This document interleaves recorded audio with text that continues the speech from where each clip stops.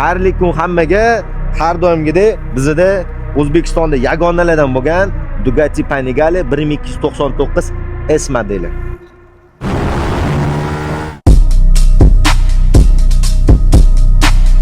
Bu mototsiklimizni tasavvur qiling, 205 ot kuchiga ega, suxoy massasi 166 kg. Yana bir bor aytayapman, 205 ot kuchiga 166 kg va 144 ta Newton metr bilan jihozlangan dvigatel turibdi. Super Quadro L образный dvigatel bilan jihozlangan bu mototsikl. Bu mototsiklimizning katta преимуществолaridan oldi orqa yo'l elektron podveska bilan jihozlangan.